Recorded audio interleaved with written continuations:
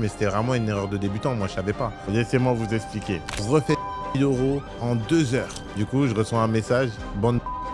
Moi dans ma tête, je me dis quoi? Et il a dit quoi là? Au bout de 2 jours, je me suis réveillé. J'ai dit je sais ce qu'on va faire. Et c'est là où c'est parti en. J'ai un ami à moi qui me dit poto, on va faire comment là pour les 26 balles? Il m'avait dit on allait récupérer tout, non? Qui dit entrepreneuriat dit galère. Et malheureusement, cette erreur-là, le petit Nicolas l'a appris sur le tas. Pardon, non c'est bon. Installez-vous, mettez-vous à l'aise, sortez les chips et les pop-corn parce que dans cette vidéo, je vais vous donner les pires anecdotes qui me sont arrivées en e-commerce. Alors, asseyez-vous, tenez-vous prêts parce que je m'apprête à vous faire des révélations incroyables. Vous êtes prêts? C'est parti!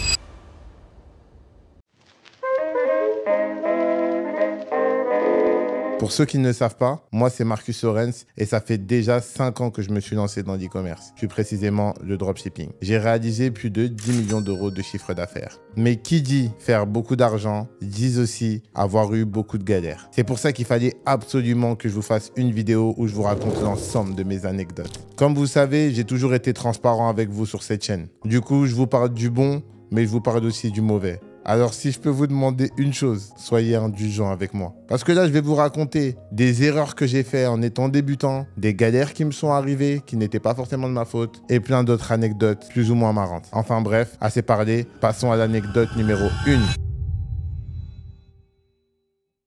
Ah les gars, je vous ai dit, cette année on prend la confiance sur YouTube. J'ai été élu par le peuple. Du coup les gars, maintenant, c'est nature peinture. On n'est pas là pour se donner un genre, commencer à faire des mecs. Non, on est entre nous. Moi, je vous cache plus rien, moi, c'est fini. Vous êtes ma famille, je suis la vôtre. On se dit tout. Comme vous savez sans doute, une vidéo égale un concours. Vous connaissez la chanson, cette chaîne bénéficie de la monétisation. Et la monétisation, j'ai décidé de la reverser à ma communauté. Donc si sous cette vidéo, j'atteins les 5000 likes, de 1, je ferai un épisode 2, parce que des anecdotes, j'en ai pas que 10. Et de 2, j'offrirai 50 € à 20 personnes qui auront liké, commenté et qui seront tout simplement abonnés sur la page. J'annoncerai les gagnants sur mon groupe Telegram dès lors qu'on aura atteint les 5000 likes. Bon, l'anecdote numéro 1. Les gars, je les ai notés sur mon téléphone. J'ai noté les 10 ici, là. Du coup, je sais pas laquelle choisir pour démarrer, je vous mens pas, j'ai pas encore fait d'ordre. Je rigole d'avance parce que les gars, j'ai fait beaucoup de bêtises dans ma vie. Il m'est arrivé beaucoup de galères et il fallait que je vous en parle. Parce que sur YouTube, tout le monde veut faire les messieurs propres en mode on n'a jamais eu de galère, il s'est jamais rien passé de négatif, on a toujours tout fait bien. Arrêtez de mentir. Qui dit entrepreneuriat dit galère. On a tous des aléas. C'est dans le métier, c'est comme ça. Bon, je vais commencer par une anecdote chill. Et on va monter crescendo. Il y en a, vous n'êtes pas prêts. Alors, la première anecdote, elle date du 10 janvier 2019. Et je vous jure, je me rappelle encore de la date. Je vous explique tout. Je vous mets dans le contexte. À l'époque, je voyageais beaucoup et j'allais souvent à Miami. C'était une destination qui m'a plu. J'ai toujours été attiré par les États-Unis. Du coup, la première fois que j'ai été à Miami, c'est quand j'avais 19 ans. Et bref, j'étais parti à Miami avec 1000 €. J'étais rentré avec 1600 € de découvert. Et en fait, à chaque fois que j'avais de l'argent, je retournais à Miami dépenser encore plus parce que c'était toujours une ville où tu t'amuses. À Miami, plus tu as d'argent, plus tu t'amuses. Enfin bref, faut que j'arrête de tourner autour du pot. Et du coup, qu'est-ce qui s'est passé? À l'époque, je gérais très mal ma comptabilité. C'était ma première année avec de l'argent. Du coup, je faisais une comptabilité très futuriste. C'est-à-dire, moi, je comptais mon bénéfice avec l'argent qui n'était pas encore arrivé. Alors que pour ceux qui savent, en comptabilité, on ne compte pas les entrées positives tant qu'elles ne sont pas arrivées sur le compte. Par contre, les charges négatives, on les compte déjà. Et du coup, moi, ce que je faisais, c'est que je passais mon temps à dépenser en me disant « Ah, mais c'est rien, j'ai un virement qui tombe. » Le 10 janvier 2019, je devais recevoir un virement de 50 000 € d'une boutique qui tournait. Donc derrière, les coûts produits me coûtaient 20 000 €. J'avais dépensé à peu près 7 000 € en ads. À l'époque, c'était pas du tout les mêmes dépenses qu'il fallait.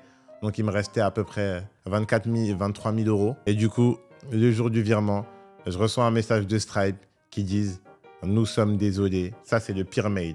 Chaque personne qui a fait du e-commerce ou du dropshipping a déjà reçu cet email une fois.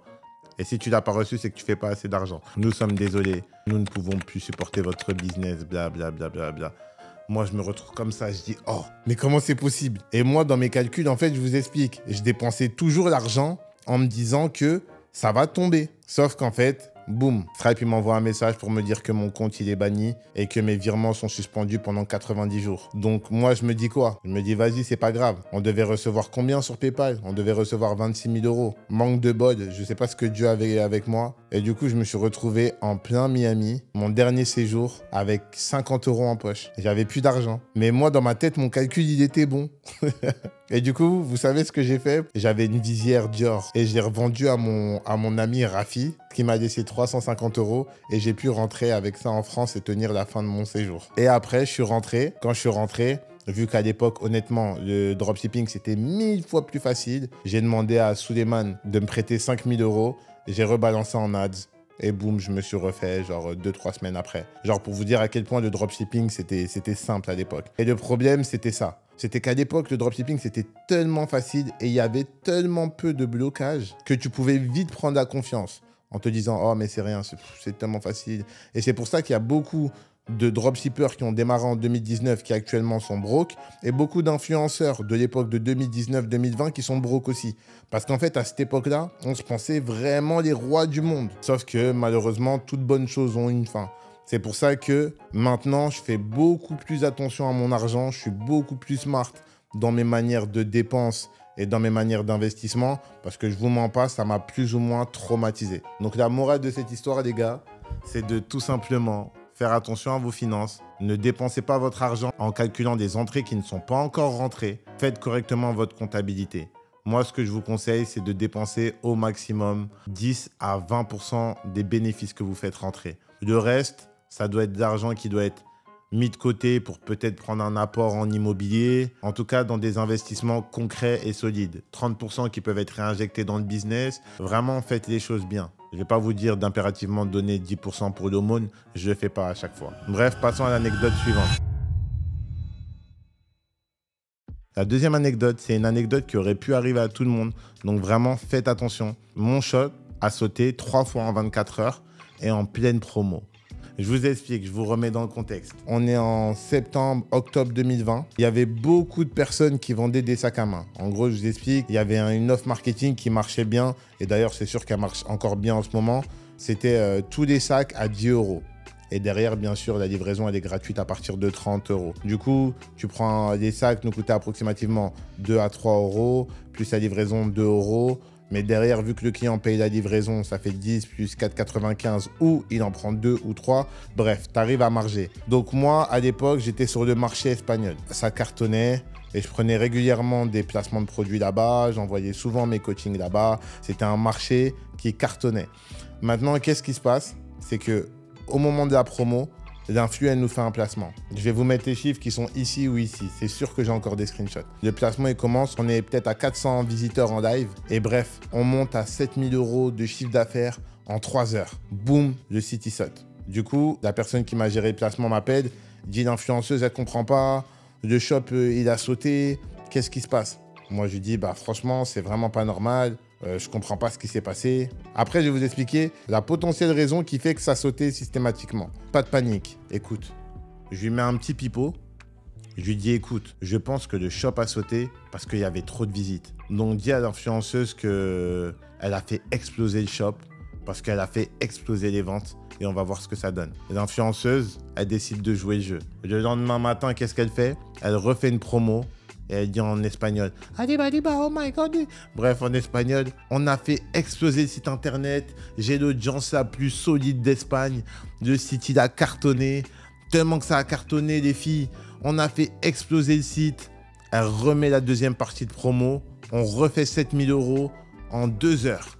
Je me dis, waouh, on est à 14 000 euros en tout. La promo, elle a été en ligne que 5 heures.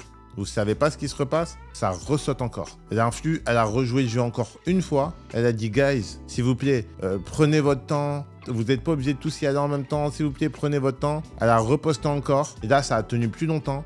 Le site, il a peut-être tenu genre 9 heures. On a refait genre 5000 euros supplémentaires. Le site, il a sauté encore. Elle m'a dit, on est désolé, on peut plus le poster. Des clients qui pensent que c'est de l'arnaque parce que le shop, il arrête pas de sauter. On peut plus continuer la collaboration avec toi. Moi, là, derrière, je suis blasé parce qu'en fait, on avait fait des sacs. Je savais que les sacs, ça marchait vu que je faisais ça depuis longtemps. Donc, j'avais pris des stocks à l'avance de packaging avec écrit le nom des sacs. J'avais tout mis pour que ce soit carré. Je vais vous mettre le placement en haut. Regardez. No la van a hacer nunca más, es una marca bastante buena de bolsos y es que es súper mono, aparte los cierres son, vamos, de una calidad. ¡Ah, que me lo vas a quitar! Vous avez vu? Je m'étais donné vraiment pour ces placements-là et j'étais dégoûté que ça marche pas. Et du coup, maintenant, laissez-moi vous expliquer pourquoi je pense que ça m'est arrivé. J'ai deux hypothèses, mais j'ai jamais vraiment pu savoir c'était pourquoi. La première, parce que mon site, il ressemblait au site d'un concurrent et qui m'a fait des DMCA. À l'époque, c'était vraiment simple de sauter des sites Shopify. Tu faisais un report sur Shopify, t'écrivais quelques mentions et boum, tu pouvais faire sauter le site de n'importe quel de tes concurrents. J'ai d'ailleurs un ami, c'était sa spécialité pour faire sauter les Shopify de ses concurrents. Je ne vais pas dire ton nom, mais je crois que je vais te faire du chantage si tu ne m'envoies pas mon argent. Tu vas voir cette vidéo, je sais que tu regardes mes vidéos, tu vas savoir que je parle de toi. Donc si tu veux pas que je dise ton nom devant la France entière, envoie-moi des sous s'il te plaît. À l'époque, c'était vraiment simple de faire sauter ses concurrents. Donc, c'était limite même de la concurrence déloyale. Donc, ça, c'est la première option. Et la deuxième option, je pense, on était dans la tour du scam. Je vous en avais déjà parlé, les gars. C'était quoi la tour du scam? À une époque, il y avait deux tours qu'il fallait vraiment absolument éviter à Dubaï. C'était la tour du Rixos et la tour du Paramount. En fait, il y avait tellement de scams et d'arnaques. Tu connectais ton shop là-bas, il pouvait sauter. Et des fois, tu connectais tes pubs, elles sautaient en instant. C'était vraiment, vraiment, vraiment grave. J'ai même, pour une autre anecdote, ça c'est une anecdote bonus, j'ai même un ami, je ne vais pas dire son prénom ici, qui était venu à Dubaï en 2020 pour le mastermind d'Aded. À la seconde où il est venu au Rixos et qu'il a mis la Wi-Fi, toutes ses ads ont sauté. Alors qu'il avait le même compte pub depuis genre 1 an. Et toutes ses ads ont sauté à partir du moment où il a relié son compte à Facebook. Donc, si je peux vous donner un conseil, renseignez-vous sur les logements que vous prenez et faites attention. Et pensez aussi à mettre des VPN. Quand vous vous connectez sur vos comptes publicitaires et que vous êtes en vacances, n'hésitez pas à vous mettre en partage de connexion parce que vraiment, ça peut jouer. Et donc, du coup, au final, pour ce shop-là, Dieu merci, notre fournisseuse, avec l'application Mabeng, c'est une application qui permet de relier les commandes, elle avait encore toutes les commandes sur son application. Du coup, qu'est-ce qu'on a dû faire? On a quand même envoyé des commandes. Et ce qu'on a dû faire, c'est vu qu'on avait des confirmations de commandes de toutes les clientes, on a dû leur dire, ne vous inquiétez pas, vous allez recevoir vos commandes. Et on a dû les tenir comme ça sans avoir de site. Parce qu'à chaque fois, ils ressautaient. Du coup, ce qui s'est passé, c'est que quelques mois après, j'ai déménagé du Paramount. Je me suis racheté un nouveau PC. Et bizarrement, je n'ai plus jamais eu ce problème. Après, je dis ça, je dis rien. Mais franchement, à cette époque, c'était vraiment relou. Bref, passons à l'anecdote numéro 3. Les gars, dites-moi en commentaire si c'est déjà arrivé à quelqu'un d'avoir ses pubs qui sautent parce que vous êtes allé chez quelqu'un ou parce que vous êtes allé dans un hôtel ou quoi. Est-ce que c'est déjà arrivé à d'autres personnes qu'à moi? On est beaucoup de personnes à qui c'est arrivé et je veux savoir si parmi vous, il y en a à qui c'est arrivé. Il y a une anecdote que j'ai envie de vous faire, mais vous savez quoi, je vais vous la garder pour après. Elle est vraiment trop drôle. Enfin non, elle n'est pas drôle. C'est une grosse bêtise. Mais avec du recul, c'était drôle. Mais c'est pas à refaire. Enfin bref, là je passe à l'anecdote numéro 3. Elle est un peu plus chill. Alors, celle-là, c'est une anecdote vraiment bizarre. Vous allez peut-être pas me croire, mais j'ai une cliente de mon site internet qui m'a vu en slip. Laissez-moi vous expliquer. En gros, moi, quand j'ai un site internet, en général, ce que je fais, c'est que pour les adresses de retour, pour les clients qui ne sont pas satisfaits, je mets l'adresse de chez moi. Je ne vais pas demander à un client de faire un retour en Chine avec les délais d'expédition et les prix d'expédition. Ça va leur coûter trop cher et ils vont avoir leur remboursement trop longtemps après. Donc en général, je mets souvent mon adresse dans l'adresse de retour. Donc là, à cette époque-là, j'avais un shop à Dubaï, avec Sarah d'ailleurs. Donc pour ceux d'ailleurs qui sont intéressés, bientôt je ferai une vidéo sur j'ai essayé dropshipping à Dubaï. Mais bref, j'avais un shop à Dubaï. Il y a une cliente qui habitait dans mon quartier, c'est-à-dire genre à 3-4 minutes à pied. Il faut savoir que dans mon quartier, il y a plusieurs clusters. J'habite à Damakiz et dans Damakiz, en gros, il y a plusieurs clusters. Et du coup, il y a une cliente qui, au lieu d'envoyer le colis par la poste, étant donné qu'elle habitait genre à 2-3 minutes de chez moi, en voiture, elle est venue tout simplement déposer le colis chez moi. Elle sonne. Ding ding. J'étais dans mon lit, je crois en plus c'était un samedi matin. Je descends en slip. Et moi, en fait, j'avais pas cheaté parce que j'avais commandé à manger genre sur Uber Eats. Enfin, de Talabat de Dubaï. Donc moi, je descends en slip, tout ça. Et en gros, j'ouvre la porte et il y a une cliente qui me dit « Hi, this is Smart Mag ». Et moi, j'ai un temps de réflexion parce que je me dis « Hein ?» Elle vient de dire le nom de mon site, là.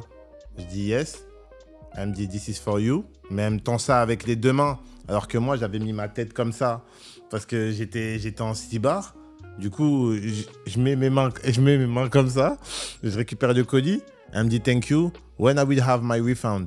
En gros, quand est-ce que je serai remboursé? Et moi, sur le coup, je suis là, je suis paniqué, genre. Enfin, je suis pas paniqué, mais je suis déstabilisé. Je viens de me réveiller, j'entends sonner, je crois que c'est mes croissants. Je crois que c'est mes croissants pour faire un petit déjeuner au lit pour ma nana. Et là, j'ai une cliente qui est devant chez moi qui me dit « When I will have my refund ?» Ça veut dire, pour le coup, je suis là, je dis « Sorry, I will ask my manager. It should take 3 to 4 days. » Elle a dit « Ok, thank you. » Et elle est partie. Et genre, dès que j'ai fermé la porte, j'ai dit d'une des situations les plus gênantes et embarrassantes de toute ma vie. Je m'attendais pas à ça. Du coup, si je peux vous donner un conseil, ne mettez pas forcément votre adresse pour des retours. Essayez de trouver potentiellement, il y a des entreprises qui font payer ne serait-ce que 5 à 10 euros par mois pour qu'en gros, ça soit des adresses relais. Donc, soit les clients peuvent vous faire un retour dans un point relais de votre quartier, soit ils peuvent faire le retour dans une adresse relais. Il y a des adresses relais, c'est-à-dire moi, j'ai une adresse, par exemple, pour recevoir mes courriers en France, enfin, qui reçoivent les courriers à une adresse et qui l'envoient à une autre adresse. Et ça existe beaucoup, ce genre de choses, même à Londres, j'ai une adresse comme ça pour notre LTD. C'est une adresse qui reçoit le courrier pour nous et après qui nous le renvoie à Dubaï. C'est une anecdote très gênante. Mais bref, passons à l'anecdote numéro 4. Et les gars, n'hésitez pas à me mettre en commentaire c'est laquelle votre anecdote préférée qui vous a vraiment eu. Qu'est-ce que ça fatigue de dire la vérité? J'ai vraiment l'impression de me vider le sac. Donc là, les gars, pour cette anecdote, je vais vraiment vous demander de ne pas me juger. J'étais jeune et j'ai fait une erreur. Et c'est une erreur qui peut vous arriver à tous. Et franchement, les gens, commencez pas à aller sur Twitter, à essayer de me faire... Non, les gars. Pour le TF1, le Figaro, des conneries comme ça, commencez pas à me mettre dans une sauce. Parce qu'en fait, j'essaye de me repentir devant ma communauté, en fait. Et en ce moment-là, dès que je dis des trucs, je finis ma tête sur Internet. Et c'est moi. Moi, je suis là, j'essaye de faire du bien à ma commu. Dès que je dis un truc, ça finit en polémique. J'en peux plus. J'ai expliqué mon business à ma mère. Elle commence à me voir en chelou. Elle commence à me dire, mais si vraiment ton business là il est honnête, pourquoi tout le monde dit du mal de toi? Moi-même, je sais pas. Ça veut dire, hey, laissez-moi. C'est une dinguerie ça. Mais voilà, tout ça, c'est à cause des médias français qui passent leur temps à cracher sur les entrepreneurs qui essayent de donner de la force. Mais bon, bref. Là, j'essaie juste de tourner autour du pot pour pas parler d'anecdotes maudites. Donc, je vais vous raconter une anecdote. Et ça, c'est vraiment une bêtise que j'ai fait. Vas-y, je m'en mets en mode sérieux. Ça, je l'ai dit à personne. Vous avez été les premiers à l'entendre. Alors, je vous explique. Donc, à l'époque de 2018, quand je venais de démarrer le dropshipping, je vendais des sacs à main, mais je vendais aussi des sacs à dos. Donc, je vendais des sacs hommes et des sacs femmes. Du coup, maintenant, je vous explique ce qui s'est passé. On était le 18 décembre. Et moi, à l'époque, pour être transparent avec vous, je venais de démarrer le dropshipping 3-4 mois avant. Les délais de livraison, c'était pas ça du tout. Et moi, j'avais pas forcément tilté, en fait. J'avais des ventes tous les jours sur mes boutiques. J'étais content. Je devenais enfant entrepreneur, je faisais mes premiers sous et j'étais même un peu dépassé. Et en gros, je vous explique. Actuellement, s'il y a une fête, comme par exemple la Saint-Valentin, moi, personnellement, si j'ai pas un fournisseur qui est en Europe, j'arrête mes pubs et j'arrête de livrer à partir du 2-3. C'est genre 12 jours avant. Parce que nous, en général, on livre sur du 5 à 8 jours ouvrés. Donc, ça fait approximativement 10 jours. Donc, moi, en général, j'arrête. Et ça, c'est à partir du traitement de la commande. Donc, des fois, il faut savoir que le fournisseur, il peut prendre 1, 2, 3 jours à traiter les commandes selon si le shop cartonne ou pas. Et s'il a beaucoup de clients à côté. Du coup, là, actuellement, par exemple, Saint-Valentin, tu arrêtes tes pubs sur le produit ou tu le mets en rupture peut-être 10 à 12 jours, voire même 15 jours avant. Sauf qu'à l'époque, moi, je savais pas ça. Et du coup, c'est la même chose pour Noël. Noël, c'est le 25. Normalement, un vrai e-commerçant qui est là depuis plusieurs années sait que tu arrêtes tout à partir du 10. Parce que sinon, ça va être juste. Et il y a des gens qui vont acheter sur ton site pour faire des cadeaux de Noël. Et si tu t'encaisses des commandes trop tard, tu vas pas livrer dans les temps. Du coup, voilà ce qui s'est passé. Je reçois un email. Moi, je suis dans ma famille. En plus, à l'époque, je m'en rappelle, c'était ma première année où je faisais du dropshipping. Donc, je passais mon temps à laisser des notifications. Là, aujourd'hui, je les ai enlevées. Hein. Mais c'est pas pour autant qu'on fait pas d'argent. Bref, j'ai rien à prouver. Hein, mais... Ah, vous voulez voir?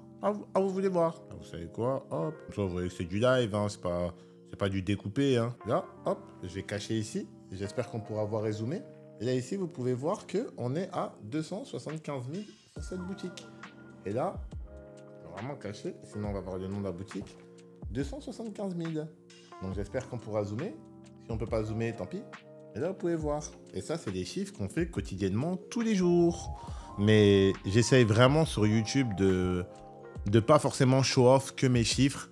C'est de plus vous montrer comment les débutants peuvent faire des chiffres de A à Z. Parce que si là, je vous montre, oui, je fais 500 000 euros par mois, oui, c'est bien, je me vante, mais vous, ça vous apporte rien. En fait, il n'y a aucune bonne information là-dedans, dans le sens où moi, je fais ça depuis 5 ans, c'est normal que je fasse ces chiffres-là. Du coup, moi, j'essaie toujours de me mettre à votre place et je vous montre des challenges de zéro. Marcus, s'il te plaît, raconte-nous l'anecdote. Depuis tout à l'heure, tu nous racontes ta vie, tu fais que changer de sujet. Raconte-nous l'anecdote. C'est bon, j'ai compris. Fini l'anecdote. Du coup, ce qui s'est passé, c'est que j'ai une dame qui m'envoie un message le 25 décembre. À genre 14h et elle me dit, excusez-moi je rigole, c'est un rire nerveux, hein, mais ça me fait rire, enfin, c'est bête parce que c'est un truc que je ferais plus aujourd'hui, mais c'était vraiment une erreur de débutant, moi je savais pas. Du coup je reçois un message, bande de mon fils n'aura pas eu son cadeau de Noël à l'heure, il se retrouve comme un mais vraiment, allez au diable, je savais que j'aurais jamais dû commander sur votre site de moi genre je suis grave gêné, j'arrête pas de dire à mes proches, oui, bah moi je vends des shops. C'était à Noël, j'étais avec ma famille. Et boum, je reçois ça à Noël. Ça me blase un peu, parce que je me dis, ah ouais, t'as peut-être gâché le Noël d'une daronne. Donc j'ai répondu, nous sommes désolés, madame. Ce que nous allons faire, c'est qu'on va vous rembourser l'intégralité de votre produit dès lors que vous nous l'aurez retourné. Et si jamais vous voulez recommander, on vous donnera un code promo de 60%. Moi, je connais, je perds pas de nord, je lui donne quand même un code promo. Au cas où elle veut recommander un jour. Et vous savez, elle m'a répondu quoi? Et c'est là où je me suis... Et c'est plus sa deuxième réponse qui me fait rire, pas la première. Et c'est là où j'ai vraiment rigolé. En plus, à l'époque, je signais mes messages. Genre vraiment, au début, vu que je faisais le SAV, je signais le message avec mon prénom, etc. Du coup, elle savait que j'étais un homme. Du coup, elle m'a répondu, mais je crois que tu comprends pas, espèce de... Si tu crois que je vais encore commander sur ton site de... Tu peux te mettre le doigt dans le... Et du coup, là, à ce moment-là, je me suis dit, waouh. Waouh, elle doit vraiment pas m'aimer. Je crois qu'elle va plus jamais recommander. Hein. Mais du coup, bref. Moi, ce qui me fait rire, c'est juste l'intensité des insultes. Mais bref, c'était pas marrant parce qu'au final, à cause de moi, il y a un garçon. Mais ça va, il avait 14 ans, les gars. C'était pas un petit de 7 ans. Commencez pas à m'accabler, les frères. Ça arrivait à tout le monde. Il y a un adolescent qui n'a pas eu son cadeau de Noël à l'heure. Ça, je peux vous dire que ça peut arriver à tout débutant. Et moi, en fait, comme je vous l'ai déjà dit, en tant que débutant, j'avais pris aucune formation. J'ai vraiment tout appris sur le tas. Chaque erreur, c'était une leçon. À chaque erreur, je devais noter et dire, tu fais plus ça, tu fais plus ci. Du coup, moi, j'ai appris par élimination, en fait. Alors que quand tu te formes, t'apprends, tout simplement. C'est pour ça que je donnerai comme conseil à chaque débutant, c'est vraiment, assurez-vous des délais de livraison.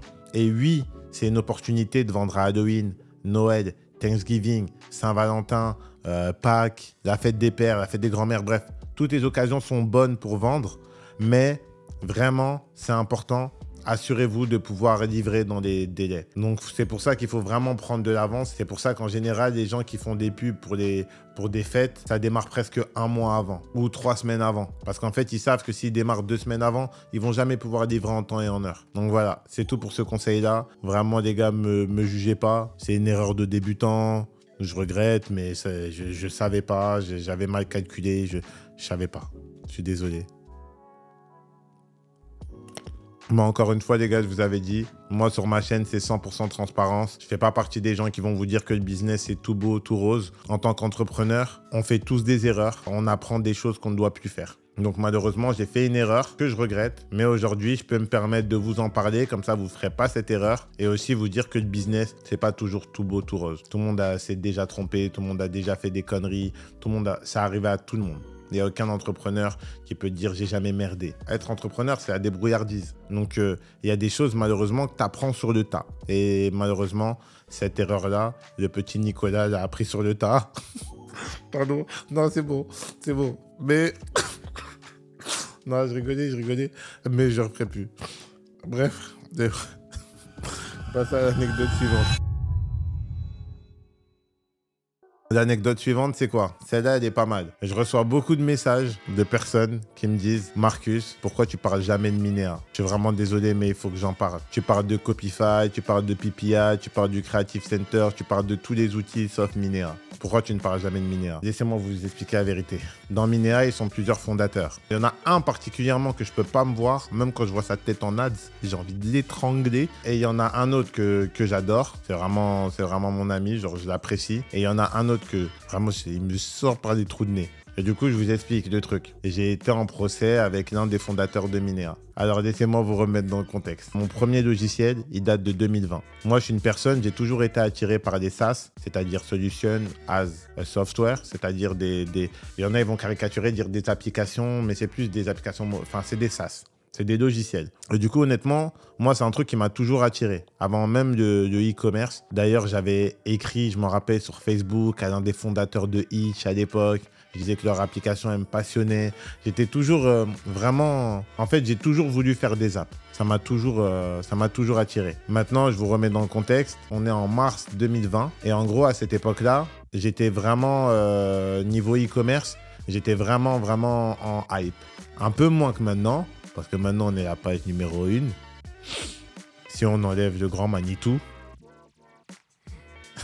À l'époque, franchement, il n'y avait personne qui faisait autant de bruit sur Instagram que nous. Comme moi, j'avais déjà mon groupe Facebook depuis 2018. Donc franchement, on faisait un petit bordel déjà sur les réseaux sociaux. Du coup, qu'est-ce qui s'est passé? À cette époque-là, chaque semaine, je montrais mes screenshots, mes dashboards. Et chaque semaine, c'était des marchés différents. 20 000 euros au Mexique, 20 000 euros en Colombie, 20 000 euros en Espagne, 30 000 euros en Italie, 100 000 euros aux États-Unis. Vraiment, j'étais connu pour être celui qui casse tout avec les influenceurs sur les marchés inexploités. D'ailleurs, avant que j'arrive, on n'employait pas beaucoup de termes marché inexploité. Je dis ça, je dis rien. Et les vrais savent que je ne mens pas. Celui qui dit que je mens, appelez-moi. Bref, en mars 2020, on décide de sortir le concept vente de listes d'influenceurs sur les marchés inexploités. Première liste, je suis transparent avec vous. On avait créé une hype de fou avec Sarah où on disait qu'on allait vendre que 150 listes. C'était une offre limitée. On n'allait pas donner ça à tout le monde, etc. Et qu'on n'allait vraiment pas dépasser les 150. On avait vraiment fait une liste où on donnait les 10 meilleurs influx sur 5 marchés différents. Mais vraiment des influx quali. Du coup, qu'est-ce qui se passe? Premier mois, sold out, 12 minutes. On a fait 45 000 euros en 12 minutes. Alors que j'avais ni chaîne YouTube, rien. Juste un groupe Facebook et un compte Instagram très très chaud. Bref, 45 000 euros en 12 minutes. Maintenant, qu'est-ce qui se passe? Avec Sarah, on s'appelle, on célèbre. Le jour même, je vais en boîte à Miami. Moi, j'étais vraiment fou. J'avais dit j'avais des problèmes de gestion financière. Le jour même, j'avais déjà dépensé peut-être la moitié de ma part. Enfin bref, c'était n'importe quoi. Ce jour-là, je crois, j'ai fait bateau. Ça m'a coûté 1200. Boîte, 1300. Après, derrière, j'étais parti faire du shopping. Et après, à côté de ça, j'étais parti en after party dans un strip club. Bref, ça, c'est une autre histoire. On se dit, ça a bien marché. Un mois après, il faut qu'on revende une autre liste. Donc, qu'est-ce qui se passe? Le mois d'après, on fait la liste partie 2. Comme les gens ont vu qu'on a été transparent, qu'au bout de 12 minutes, on avait fermé les listes, etc. Je pense que les gens se sont dit, ils n'ont pas joué, c'est pas des menteurs. Donc, la deuxième, carton. On a fait sold out, mais là, c'était plus en 12 minutes, c'était peut-être en 2-3 heures.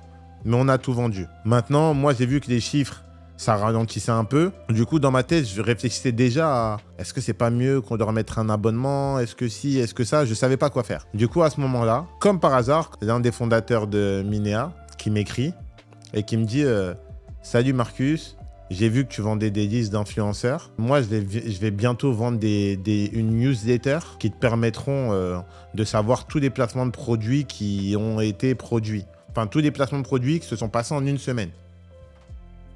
Moi, je me dis quoi? T'as dit quoi? Et j'ai dit comment tu fais ça? T'as des employés qui font ça? Comment tu fais ça? Et il me dit non, j'ai développé un logiciel en interne qui permet de traquer tous les placements de produits des influenceurs et de mettre tous les sites. Et ça, après, derrière, nous, on le met dans un PDF et on vend une newsletter. Donc, ils avaient déjà la technologie d'avoir un logiciel de scrapping. Mais maintenant, quoi? Le mec, il me dit ça? Je dis, mais t'es malade. Il faut qu'on s'appelle. On s'appelle et moi, j'étais beaucoup moins préparé que maintenant. J'étais très nature peinture. Quand je pensais quelque chose, je le disais. Donc, le mec, je l'appelle. Je lui dis salut, j'espère que tu vas bien, mais t'es fou, il faut pas que tu fasses une newsletter, il faut faire directement une application. Et en fait, il faut la mettre en abonnement et tu dois pas mettre que la France. Je vais aussi t'envoyer mes listes d'influenceurs au Mexique, en Colombie. On va mettre tous les pays du monde. Moi, regarde, ce mois-ci, j'ai fait 40 000 € en vente d'influx. Ça veut dire si on met ça en logiciel à peut-être 100 € par mois, on va faire ça tous les mois. Et moi, c'était parfait parce que ça tombait avec la continuité de ce que je faisais, vendre des listes. Donc du coup, je lui dis ça. Et je lui dis aussi, tu te rends pas compte, tu traques les placements des influx. Mais du coup, si une entreprise, elle revient plusieurs fois avec le même influenceur, qu'est-ce que ça veut dire? Ça veut dire que cet influenceur, il est rentable. Donc on pourrait mettre ça aussi sur notre site. Donc ça va leur permettre de savoir qui sont les influenceurs rentables et pas rentables. Donc là, boum, il me dit, mais c'est du génie. Eux, ils commencent à faire quoi? Ils commencent à développer d'outils. Et en gros, à l'époque, et j'en parlais avec Moneymaker et un de mes associés, Thomas, et il me disait, c'est du génie ce que tu vas créer, c'est vraiment du génie. Mais est-ce que tu as parlé de pourcentage avec eux, de contrat? Et moi, j'étais pas comme maintenant, j'étais vraiment à la cool. Je dis, bah non, il n'y a pas besoin. Enfin, on ne fait pas encore d'argent. Ils sont en train de bosser. On verra ça plus tard. Ça veut dire, moi, je leur dis quoi? Est-ce que pendant votre développement de l'outil, vous pouvez m'envoyer des screenshots? Moi, je vais commencer à faire de la pub. En attendant, moi, je fais de la pub et je crée un deuxième groupe Facebook. Parce que j'avais mon groupe Facebook qui faisait 14 000 membres. Donc derrière, qu'est-ce que je fais? Je crée une hype. Je mets des posts sur Insta. Yo, les gars, l'ensemble, je mets des posts sur Insta, des stories. Je mets des posts sur Facebook. On monte un groupe Facebook à 3000 membres alors que l'outil n'est pas sorti. Moi, dans ma tête, je me dis, waouh, j'ai toujours su que j'allais sortir des apps. C'est le jour J, on y est. Et donc, quelques jours avant le lancement, ou non, une semaine de lancement fait, je crois qu'on avait fait une version gratuite au début, si je dis pas de bêtises. Du coup, je lui dis, excuse-moi, les gars, il est temps qu'on parle des pourcentages parce qu'il y a plus de 3000 clients qui se sont inscrits à la version gratuite de l'outil, à la bêta test. Enfin, ces clients, ils viennent un peu de ma communauté. Comment on fait niveau pourcentage quand on va commencer à mettre l'abonnement payant? Et là, il me fait un appel où il me dit, je pense que c'est un peu prématuré pour parler de pourcentage. Néanmoins, ce qu'on peut faire, c'est qu'on va te mettre une liste d'objectifs et si tu les atteins, on te donnera la moitié du pourcentage que tu demandes. Moi, dans ma tête, je me dis, quoi? Mais il a dit quoi là? Genre, moi, tu vas mettre une période d'essai alors que l'outil, on l'a développé ensemble. Même si, oui, je suis pas développeur, la conception d'idées, on l'a fait ensemble, on est parti. Lui, la technologie, tu l'avais faite, mais toi, tu voulais faire des newsletters. Je t'ai dit de partir sur une app, je t'ai dit de mettre cette fonctionnalité, je t'ai ramené des 3000 premiers membres sur le groupe Facebook. Comment tu peux oser à une période où je vendais des listes d'influenceurs, donc j'ai arrêté de vendre des listes d'influenceurs pour dire que ton app arrive. Et toi, t'oses me dire que je mérite une période d'essai. Et de là, je commence à voir rouge. Et de là, il me répond aussi, c'est pas contre toi, mais on peut pas donner 30% à un influenceur. T'es juste un influenceur. On peut demander à Lucas Biver, on peut demander à d'autres personnes plus influentes que toi de partager l'outil. Mais malheureusement, demander 30%, c'est beaucoup trop. Et là, à ce moment-là, comme par hasard, Suleiman me dit, il y a un mec qui m'a écrit sur Twitter et qui me dit que ton logiciel InfluSpy, il est trop moche, il peut faire 1000 fois mieux. Et là, dans ma tête, je me dis, Dieu, je savais que tu n'allais pas me laisser tomber. Et de là, eux, ils avaient InfluSpy et nous, on a fait InSwipe. Du coup, là, je me suis mis 2 semaines pour faire le même outil qu'eux. Mais c'était un outil qu'on avait fait ensemble. Donc, c'était pas du vol. C'était un outil qu'on avait fait ensemble. Juste, ils ne m'ont pas donné mes pourcentages. Donc, moi, j'attends pas qu'on me donne les choses. Je me suis dit, ils n'ont pas voulu me les donner, je vais faire mon propre outil. Donc là, du coup, je trouve deux nouveaux développeurs. On fait un nouvel outil. Le lancement, on cartonne. Le premier mois, 20 000 € d'MRR, etc., etc. On cartonne. En termes de chiffres, je pense qu'on était à peu près similaires. Arrivé au mois de novembre, mon avocat il m'appelle et il me dit on démarre le procès. Tu as reçu une lettre de concurrence déloyale, de je sais pas quoi. Et bref, procès. Et le procès, il a duré, et on a gagné en plus. Le procès, il a duré peut-être 1 an et demi. Et déjà, il faut savoir qu'il y a beaucoup de... Et eux, ils étaient déjà incubés chez The Family, avec Oussama, etc.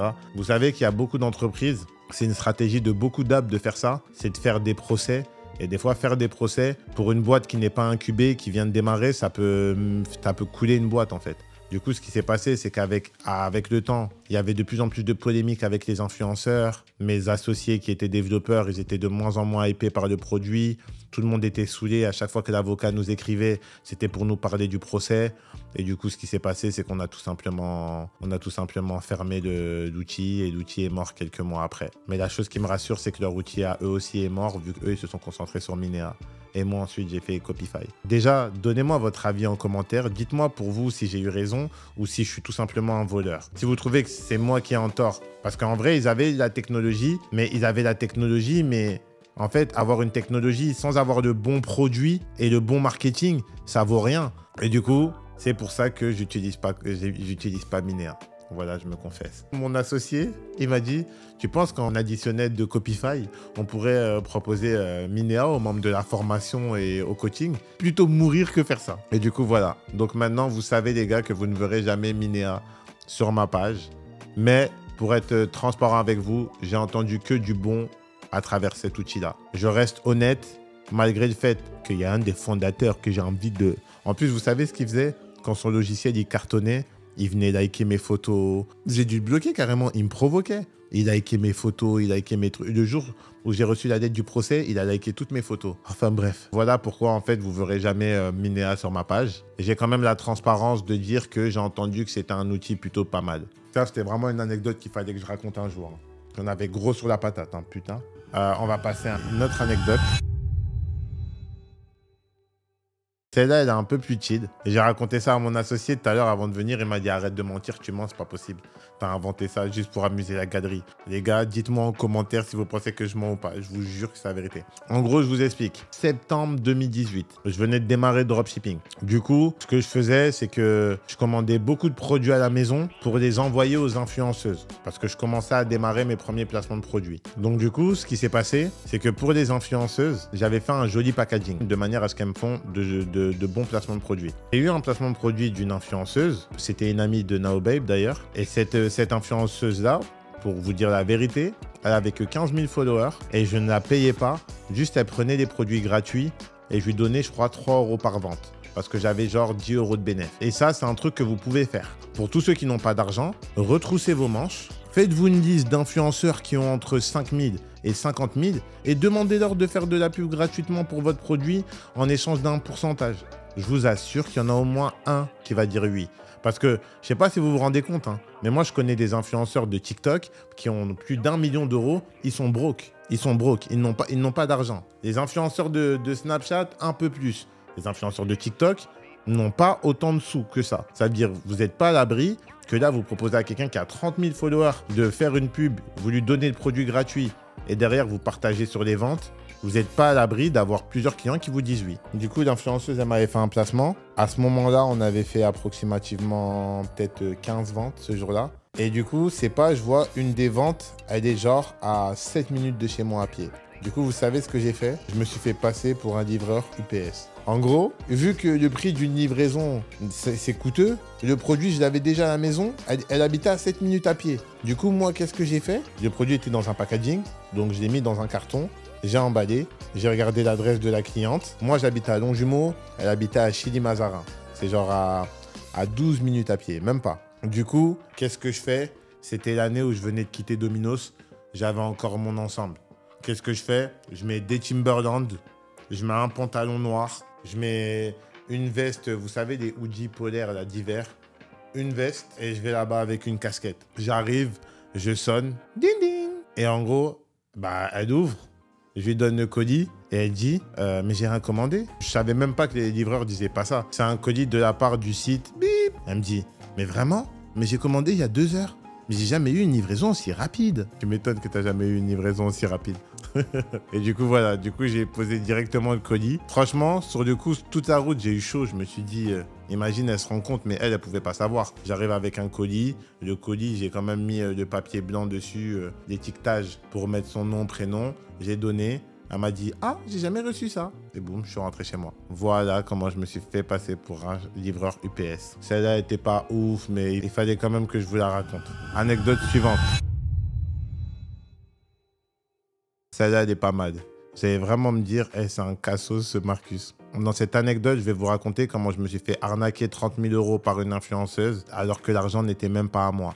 Je vous remets dans le contexte. On est en 2019. J'avais fait la promotion avec Sarah et Amanda Cerny. On avait fait 100 000 € en 24 heures. Et j'étais vraiment content parce que c'était symbolique. Ça faisait 1 an que j'avais eu mon déclic et que je m'étais lancé dans l'e-commerce. Et en plus de tout ça, c'était le week-end de mon anniversaire, le 27 mars. Donc, je sais pas si vous vous rendez compte, Un an avant, j'ai le déclic de me lancer dans l'entrepreneuriat. Et un an après, je fais 100 000 € en 24 heures. Les choses ont pris un tournant que moi-même, je n'aurais jamais imaginé. Et il faudrait un jour parler de ça, parce que je vous mens pas. Moi, mes premières années avec de l'argent, j'ai limite fait une genre de dépression, dans le sens où ma vie, il y en a, ils vont dire, ah, quel il a de l'argent, il dit qu'il a fait une dépression, et nous, on voudrait son argent. Laissez-moi. C'est pas parce qu'on a de l'argent qu'on doit tout le temps être heureux. On a de l'argent, on chie, on pète et on a mal au cœur aussi. La première année, j'ai vraiment fait une dépression. Où je pense que c'était soit la première, soit la deuxième. Mais en gros, ma vie, elle a tellement changé d'un coup que j'étais déstabilisé et je savais plus quoi faire. Tu traînes plus forcément avec les mêmes amis, tu changes de logement, En fait, il y a eu beaucoup de changements d'un coup et c'est dur à vivre. Et je crois que j'avais même entendu que maintenant, même avec, par exemple, les gagnants du loto, il y a un suivi psychologique. Parce que vraiment, je ne sais pas si vous vous rendez compte, mais avoir beaucoup d'argent, quand tu n'es pas prêt psychologiquement à en avoir, c'est très dangereux. Et c'est pour ça que je donne souvent de conseils aux gens de travailler vraiment le mindset, parce que tout ça, ça se travaille. Et moi, je ne vais pas vous dire que je pensais jamais devenir riche. Je l'ai imaginé, je l'ai visualisé. Donc, c'était logique que ça arrive. Mais quand ça arrive, ça fait un choc. Enfin bref, du coup, pour revenir à l'anecdote, on est en mars 2019 et à ce moment-là, je commençais à mieux gérer mes finances, mais c'était pas trop ça. Du coup, qu'est-ce qui se passe? On a fait un placement avec Sarah, carton, 120 000 même, en un week-end.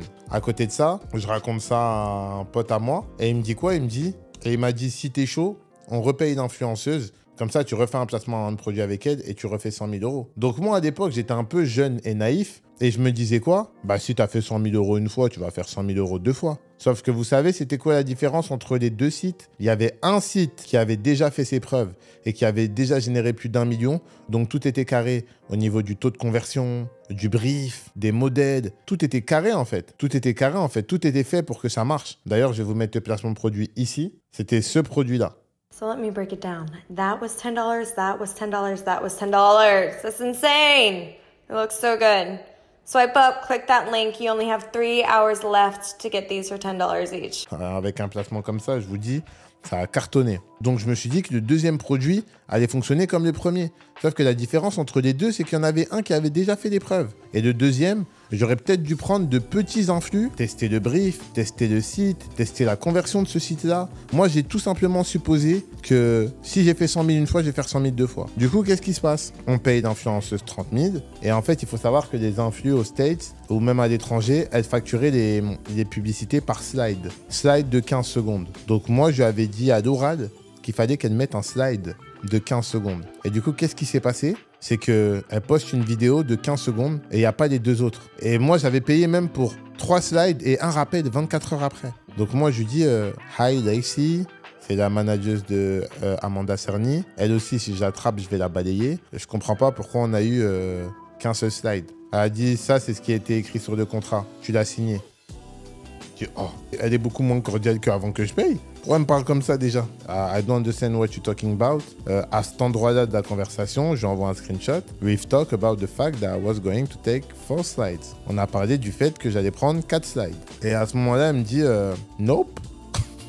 Ils aiment trop dire ça, les carrés. Nope. C'était pas écrit dans le contrat, donc en gros, elle a fait ce qui devait être écrit dans le contrat. Je me suis dit, oh. Mais je lui ai dit, mais comment tu peux me faire ça? Et la semaine d'avant, on a pris des promos avec toi. Là, je te reprends une promo. J'allais en reprendre une la semaine prochaine. Pourquoi tu me fais ça, frère? Et le pire, c'est pas tout ça. C'est que moi, j'avais payé la promo 30 000 €. J'ai un ami à moi qui s'appelle Guillaume AHM, que je mettrai ici ou ici, bien badass, bien tout, qui m'avait avancé 30 000 € du placement. Et en fait, il voulait qu'on partage les bénéfices. Donc moi, il m'avait avancé les 30 000 € du placement. Et moi, je lui avais dit, ça marche à 100%.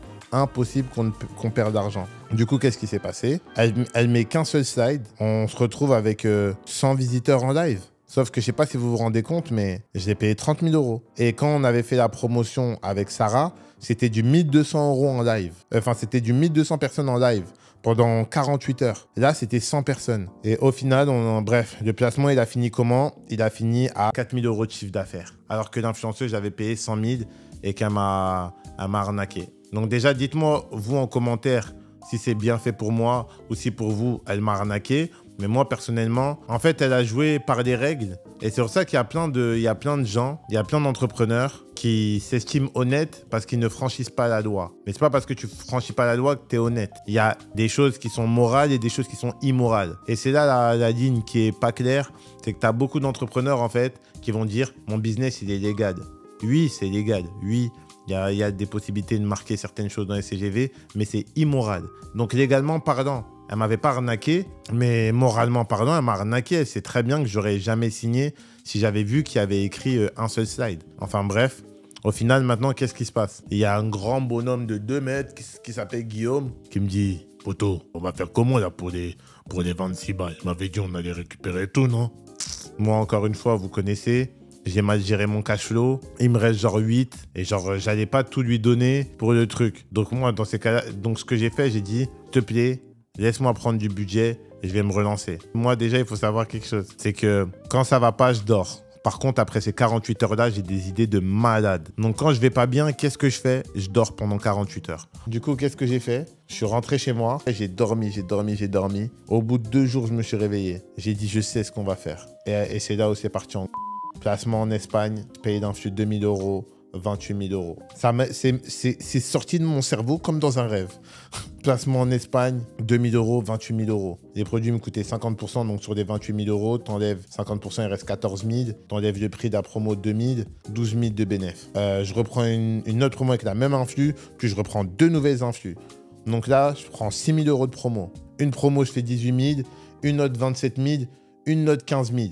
Toujours 50% de marge. Enfin, les coûts produits, 50%. Boum. Et là, pareil, comme je vous ai déjà dit, je commence à partir en Italie aussi avec mon associé. Et quand je vous dis que ça partait à une vitesse, notre record avec une influx à ce moment-là, c'était une influx qu'on avait payé 3 000 € qui nous avait fait faire 90 000 € au Mexique. Donc, je ne sais pas si vous vous rendez compte. L'influenceur nous coûte 3 000, on a fait 90 000.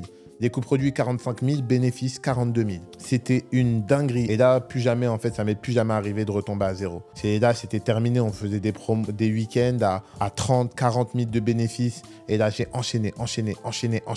Et la morale de l'histoire, c'est quoi? C'est premièrement, n'investissez jamais l'argent de personnes qui ne sont pas à vous. Il y a beaucoup de personnes qui m'envoient des messages en me disant « Marcus, je vais faire un crédit pour prendre ton coaching ou pour prendre ta formation ou je vais faire un crédit pour me lancer ou Marcus, j'ai demandé à un tel de me prêter d'argent pour le business. » Les gars, ne faites surtout pas ça. Parce que même si vous êtes sûr à 200% de réussir, déjà en business, il y a la règle numéro 1, c'est que rien n'est jamais sûr. C'est du business. Si tout était sûr, il n'y aurait pas de salariés, il n'y aurait que des businessmen et des entrepreneurs. Rien n'est jamais sûr en business. Donc ne prenez pas l'argent de quelqu'un en pensant que c'est sûr alors que ça sera jamais sûr. Le risque zéro n'existe pas. Donc déjà, n'empruntez jamais l'argent des gens. Et deuxièmement, si vous le faites, mettez les conditions avant. Parce que souvent, les gens, en fait, ils vont vous proposer d'investir. Donc, ils ont un pourcentage sur les gains. Mais quand ça perd, vous devez rembourser 100% de l'argent. C'est pas possible. Si une personne prend un pourcentage sur les gains, bah si ça perd, elle doit perdre son investissement aussi. Donc, j'ai entendu beaucoup d'histoires de mecs avec soit des grands de leur quartier ou soit des gens qui leur ont prêté de l'argent, etc. Et j'entends beaucoup d'histoires de gens me dire « Ouais, il m'a prêté de l'argent. L'investissement, il ne s'est pas passé, je lui dois tant. » Mais si ça se passait bien, tu allais lui donner tant aussi. Donc pourquoi quand ça se passe mal, tu dois tout rembourser, mais si ça se passe bien, ça n'existe jamais. C'est du jamais vu. Donc à l'avenir, il faut préciser même si vous êtes sûr, même si pour avoir l'investissement de la personne, vous allez lui vendre du rêve, dites-lui quand même que le risque zéro n'existe pas. Et que si cette personne met, qu'elle le sache en connaissance de cause. Parce que vous ne pouvez pas vous retrouver à vous endetter pour une personne qui, elle, aurait pris du bénéfice sur vos gains. Mais sur les pertes, vous devez rendre 100%. Personnellement, j'ai jamais entendu ça. Et même en France, quand on fait des levées de fonds, etc., qu'on fait des crédits, si c'est fait au nom de l'entreprise et que ton entreprise fait faillite, à la fin, c'est à ton entreprise. C'est ton entreprise qui doit l'argent, c'est pas ta personne propre. Bien sûr, tout dépend du statut. Si je dois donner un conseil à plusieurs personnes, c'est n'empruntez pas d'argent aux gens. Si vous le faites, faites attention et vérifiez les contrats. Faites lire des contrats par des avocats.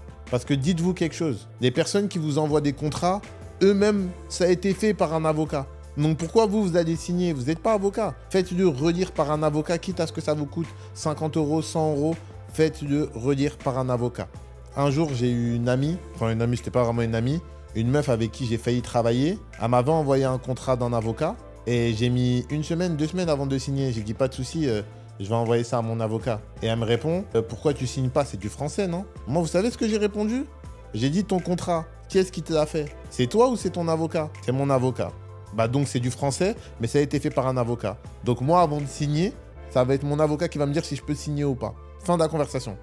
Donc vraiment, si je peux vous donner un conseil, ne signez jamais des contrats sans les avoir fait relire par un avocat, même si ça vous semble simple. C'est jamais simple. Il y a toujours des entourloupes. Les avocats, ils sont trop forts. Ils vont toujours savoir cacher des clauses selon l'alinéa. Non, non, non. Un contrat, ça a été fait par un avocat. Et vous, c'est un autre avocat qui va vous dire si vous pouvez signer ou non. Fin d'histoire. Ne signez jamais de contrat sans avoir fait relire par un avocat. Et là, on passe à la dernière anecdote parce que vraiment, cette vidéo, elle va durer trop longtemps. Mais si j'ai beaucoup de commentaires, je vous ferai une partie 2 si ça vous a plu.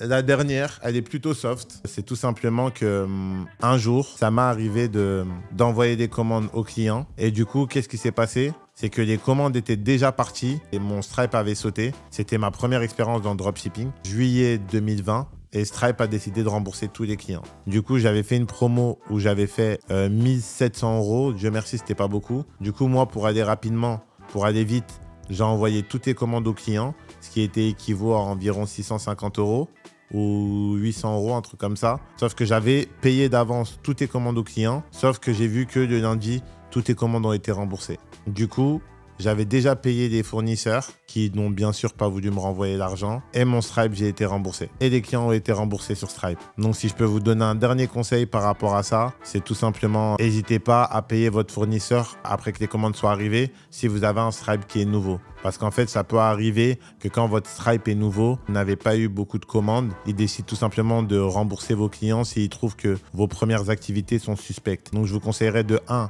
activer le mode radar et 1, activer le mode sécurité plus sur Stripe. C'est des options qui vous permettent en fait de ne pas accepter des transactions suspectes et donc d'avoir un Stripe potentiellement un peu plus solide. Parce qu'en fait, c'est le fait d'avoir beaucoup de transactions suspectes qui fait que Stripe peut potentiellement ban vos comptes. Enfin bref, bon les gars, c'est tout pour cet premier épisode de mes pires anecdotes en dropshipping, la petite story time du moment. J'espère que ça vous a plu, que ça vous aura plu. Et vraiment, me jugez pas, on a tous fait des erreurs. Et en vrai, si j'ai fait cet épisode-là, c'est pour vous dire déjà, premièrement, qu'on fait tous des erreurs lorsqu'on démarre le business, donc sachez que vous n'êtes pas seul. Et je voulais aussi vous montrer que tout n'est pas toujours tout beau, tout rose. Parce que sur YouTube, tout le monde a toujours tendance à vous regarder comme ça et à toujours vous dire j'ai fait aucune erreur depuis que j'ai démarré dans le business. C'est faux les gars. On est tous des humains, on fait tous des erreurs. Il nous est tous arrivé des trucs hyper bizarres, hyper chelous. On a tous fait des conneries. Et le plus important, c'est de se repentir et puis recommencer. Une erreur une fois, c'est une erreur 2 fois, c'est un choix. Donc voilà, bref, c'est tout pour moi, c'est tout pour cette vidéo. C'était Marcus Sorens, à bientôt.